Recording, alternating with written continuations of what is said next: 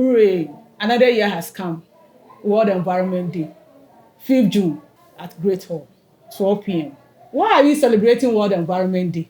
This is something which was initiated by UN since 1972, when UN placed emphasis on how to create a very good environment, how to raise people's awareness, to champion the good cause of our environment.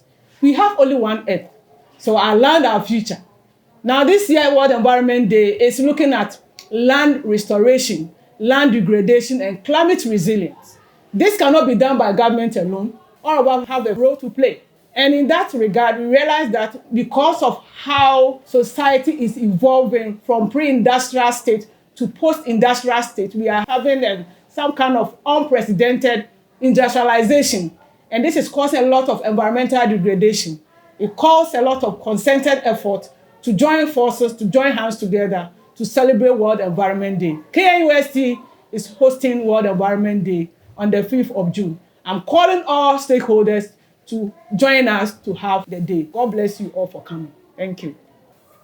Did you know that when the last tree dies, the last man dies? This is why we need to take very good care of our environment.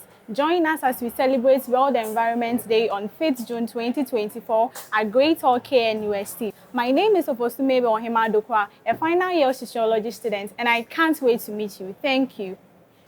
I'm Caleb, Sociology 400 student and the Vice President of the Sociology Students Association. This year marks the 51st anniversary of the World Environment Day, and that's why we are calling everyone on board, individual stakeholders and agencies, to come to KNUST at the Great Hall, 12 p.m. sharp. We will be expecting you. Remember, a forest begins with a seed. Generation restoration begins with you. Thank you.